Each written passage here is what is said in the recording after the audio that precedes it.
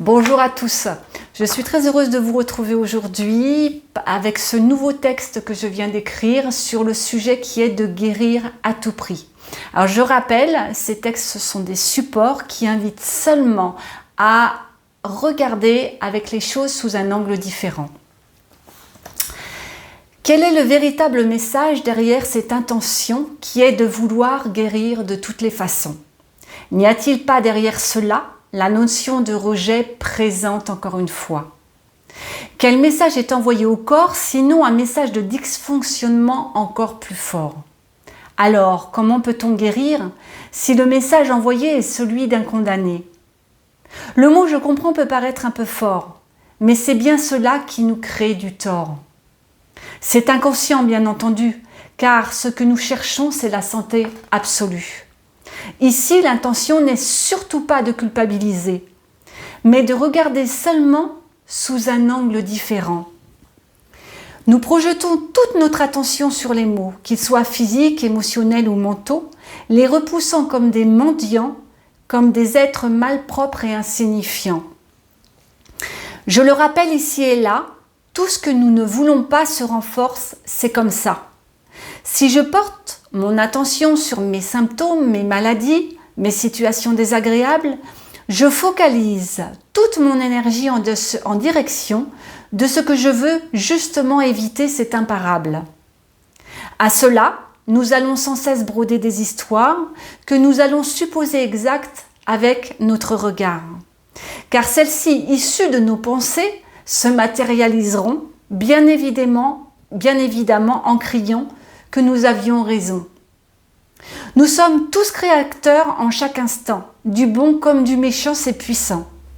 C'est-à-dire que chaque émotion, chaque pensée que l'on va émettre, pour ou contre soi, pour ou contre l'autre peut-être, ça dépend où l'on se projette, revient comme un boomerang, décuplé d'une force acharnée, c'est là que ça tangue. C'est tellement plus facile de constater chez l'autre ce qui ne va pas que de faire une remise en question sur soi. Mais la vie est très bien faite, cela dit. Et comme je le dis souvent, la vie est toujours divinement synchronisée, c'est étonnant. Elle nous fera vivre des expériences faisant écho aux vibrations que l'on porte pour qu'elles se révèlent à notre conscience de la sorte. Car on ne peut pas avancer tant ce qui a besoin d'être vu soit vu, dans ce brouillard épais dans lequel on est perdu. Et que si l'on se cache derrière des excuses souvent déguisées, commence à percevoir des défenses qui ont été érigées par notre personnalité blessée. Tout ceci est un jeu, rappelons-le, celui ici du miroir, un reflet au premier abord un peu bizarre, car ce qui me heurte chez l'autre va susciter de la colère entre autres. Mais ce n'est que pour révéler en moi une partie que je ne vois pas. Je le rappelle également car on l'oublie trop souvent, ceci ne nous appartient pas, mais c'est l'un des personnages de l'ego en moi qui se joue de cela. Je vous évoque ici mon expérience, non pas pour vous parler absolument de moi avec récurrence, mais c'est toujours plus probant à chaque fois de l'évoquer avec un cas. J'ai souvent ressenti une blessure de rejet face à mes parents, mes amis, mes enfants. Je pensais que tout cela était concret. Pendant des années, j'ai cherché des techniques pour pouvoir la supprimer définitivement. Elle s'immisçait partout. Je la regardais comme un problème, bien évidemment. Jusque dans mon boulot, avec mes collègues, mon patron. Quand j'y pense, c'est tellement con. Une anecdote à ce sujet. D'une carte cadeau de 100 € qui me revenait. Elle avait été donnée à tous les employés à l'approche des congés de fin d'année. À mon retour de congé maternité, je vous dévoile cela il y a une vingtaine d'années, la carte s'était miraculeusement envolée.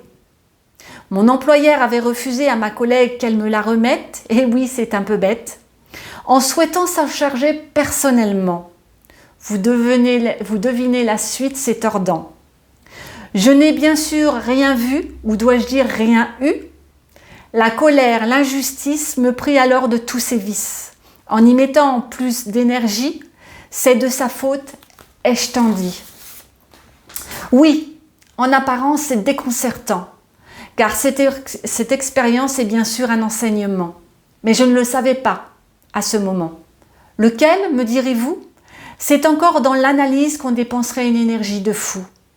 Ici, revenir à plus de simplicité par la présence, quand chaque situation dévore avec importance.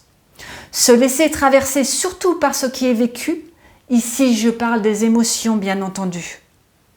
Loin de quelque chose à corriger, effacer ou comprendre, mais au cœur de la tempête et de ses méandres, revenir aux sensations corporelles uniquement par la concentration, sans aucun jugement, mais avec contemplation.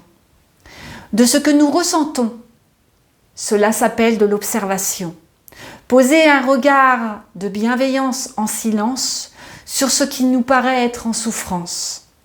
Je l'avoue, ça m'a miné, envahi, démonté pendant de longues années, car j'ai nourri cette histoire et d'autres de toutes mes pensées acharnées et de mon énergie entre autres.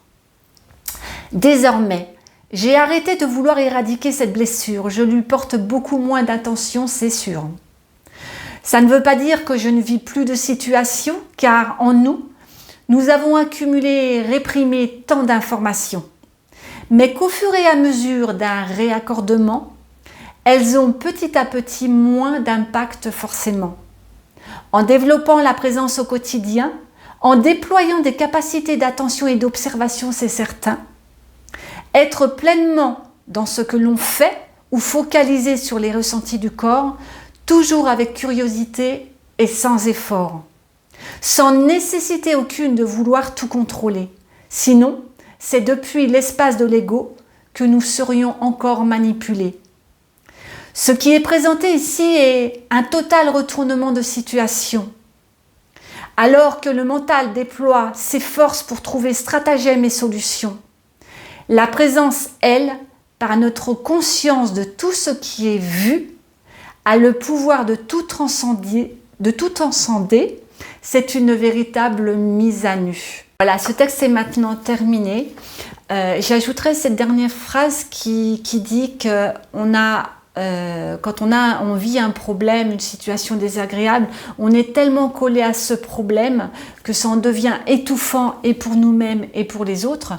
Et on est pris comme dans quelque chose de très serré, de très contracturé, je dirais même au niveau du corps physique, mais même des situations que l'on ne voit plus à l'extérieur. Et que ce texte invite justement à regarder les choses sous un angle différent qui permettent justement de prendre de la hauteur. Quand on prend de la hauteur, vous savez, on a ce dégagement en fait, on n'est plus collé au problème, ça nous permet en fait de pouvoir voir les solutions qui se présentent à nous, de pouvoir se remettre en marche, de pouvoir prendre une bouffée d'air à l'intérieur de soi, mais comme à l'extérieur également de soi. Voilà. Je vous dis à très bientôt pour un autre texte et un autre sujet.